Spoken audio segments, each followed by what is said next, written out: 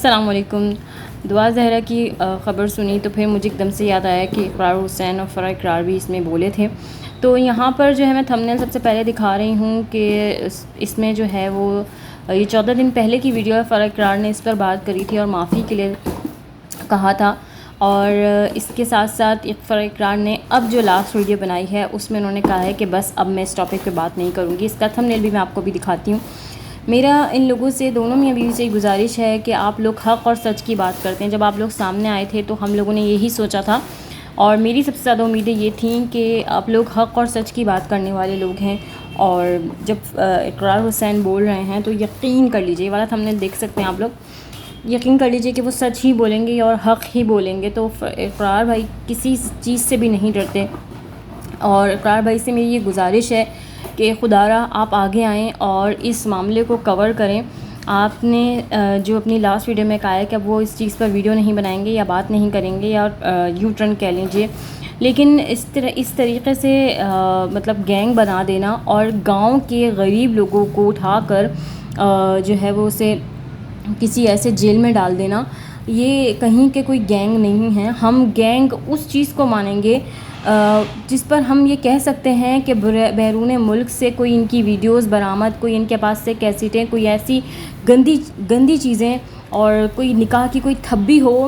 ہم لوگوں انتظار میں ہیں کہ یہ جھوٹے یوٹیوبر ظہیر کے کوئی 25-30 نکاح ہوئے ہوئے کوئی ایسی چیز دکھائیں۔ آج تک ہم عوام کو آج تک کوئی ایسا ٹھوس ثبوت کہ اس کی یہ پرانی کوئی ویڈیو، کوئی ایسا پرانا ریکارڈ، کوئی ایسا پولیس میں کسی کے بیٹی کے ساتھ جمع کرائی گئی چیز کچھ نہیں شامل ہوا۔ اقرار بھائی کے لیے میں نے پہلے بھی ویڈیو بنائی تھی اور اس پر میں نے بات کی تھی کہ مجھے ایک سوال کا جواب چاہیے۔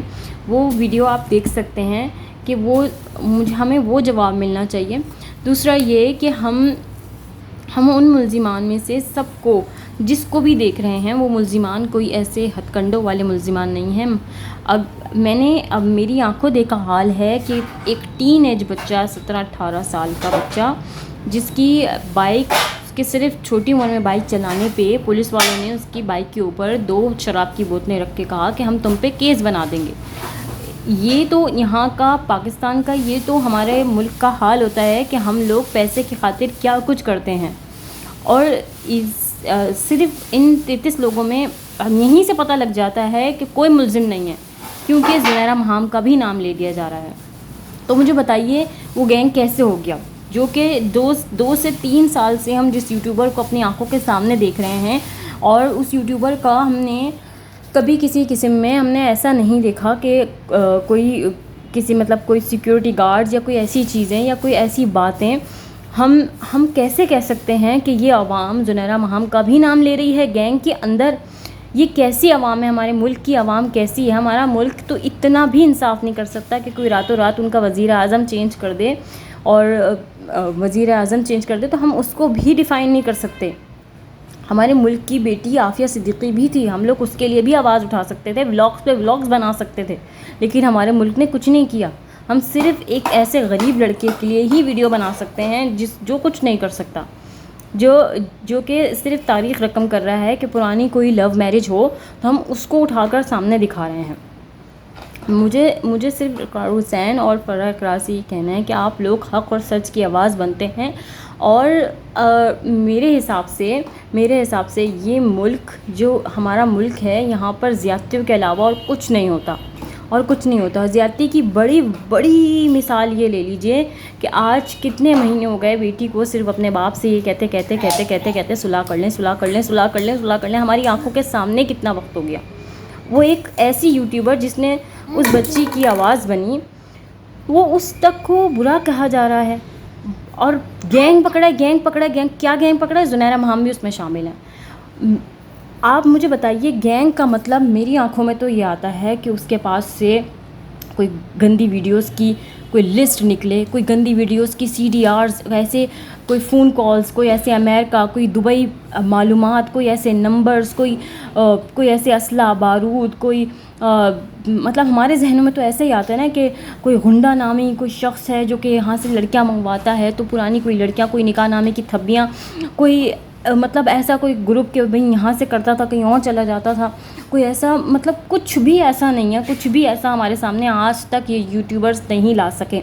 مجھے تو آج تک ایسا کچھ نہیں. جعلی نکاح نامہ، ارے ایسے گاؤں میں تو ایسے تو ہزاروں نکاح پڑے ہوئے ہیں جو ویریفائی نہیں ہیں، تو اس کا مطلب کیا وہ نکاح ہی نہیں ہوا؟ آج تک وہ لوگ زنا کر رہے ہیں. یہ لوگ جب شگفتہ صاحبہ بیٹھتی ہیں، یہ ریحانہ صاحبہ بیٹھتی ہیں، نان اسٹاپ بولتی ہیں یہ جتنے بھی گاؤں میں نکاح ہوئے ہیں یہ آج تک ویریفائی ہی نہیں ہیں، تو یہ سب جعلی ہیں. اور نکاح نامہ اگر ہم لوگ گاؤں میں شادی کرتے ہیں، ان لوگوں کو تو صحیح طرح پتہ تک نہیں ہوتا. ارے بھائی 2 سے 4 لوگ بٹھا کر نکاح کرنے کو ہی نکاح کہا جاتا ہے. اللہ کی آگے آیت پڑھنے کو نکاح کہا جاتا ہے. جب باپ کو سب کچھ پتہ تھا، نکاح باطل کیسے ہو سکتا ہے؟ جب کہ باپ کو سب پتہ ہے کہ میری بیٹی کی رضامندی اس میں ہے کہ حضرت محمد کے پاس ایک عورت آتی ہیں اور کہتی ہیں کہ میرے باپ نے میرا نکاح میری مرضی کے بغیر کر دیا، وہ نکاح توڑ دیا گیا. لیکن باپ اگر آن کے کہے کہ میری بیٹی نے میری مرضی کے بغیر نکاح کر دیا، وہ توڑا نہیں جائے گا. اقرار بھائی، اس بات کو لیتے ہوئے ہی میں آپ سے گزارش کرنا چاہوں گی، جیسے کہ آپ نے ابھی آن کے ویڈیو بنائی ہے، خدا را شرم نہ کھاتے ہوئے، ایسے نہ سوچتے ہوئے جیسے آپ نے عائشہ کے وقت میں کہا تھا، آپ لوگ ان کا ساتھ دیں. کم سے کم ہمیں معافی کی ضرورت نہیں ہے، کم سے کم صرف آپ اتنا کر دیں کہ ان لوگوں کو، جو کہ جھوٹے لوگ ہیں، ان لوگوں کو حق اور سچ دکھا دیں. اگر آپ جیسی پاورفل ہستیاں ان میں سے 1-2 بھی اٹھ کر صرف اس بچے کا اگر ساتھ دے دیں گی کہ ان لوگوں نے تاریخ دہرائی ہے کہ پیار، اگرچہ کوئی پیار کرتا ہے تو وہ کرے گا. یہاں پر صرف لوگ اس وجہ سے اس جوڑے کا ساتھ نہیں دے رہے کہ ہماری بیٹیاں بھی ایسی کریں گی. ان کو ایسا عبرت کا نشان بنا دو، ایسا عبرت کا نشان بنا دو کہ آئندہ کوئی لڑکی بھاگنے کا نہ سوچے اور آئندہ کوئی لڑکا بھگانے کا نہ سوچے. ان کو یہ نہیں پتہ کہ اللہ نے سب سے پہلے قلم بنائی اور اس کے بعد کہا لکھو، اور نصیب لکھے گئے. جس کا جیسا نصیب ہے، جس کے ساتھ جیسا ہونا ہے ویسا ہونا ہی ہے. اگر اللہ تعالیٰ نے بیٹیوں کے نصیب میں لکھ دیا ہے کہ اچھا ہونا ہے تو اچھا ہی ہوگا، اور اگر نصیب میں لکھ دیا ہے کہ دعا کر کے اچھا ہونا ہے تو دعا کر کے اچھا ہوگا. تو آپ لوگ یہ کیوں نہیں سوچ رہے کہ اگر کسی نے پیار کرنا ہے تو زندگی میں رہتے ہوئے پیار ہوتے آئے ہیں، پیار ہوتے رہیں گے اور پیار ہوتے تھے. جب اقرار بھائی نے جب کہا کہ میں انٹرویو لینا چاہتا ہوں، میں بہت خوش ہو گئی تھی. ان بچوں کی سب سے بڑی غلطی یہ ہے کہ اقرار بھائی نے اگر کچھ کہا تھا تو ان کی زبان بالکل سچی تھی، وہ ان لوگوں کو کوئی نقصان نہ ہونے دیتے. اقرار بھائی کو ایک انٹرویو دینا چاہیے تھا. ان لوگوں کی، بچوں کی یہ بہت بڑی غلطی ہے.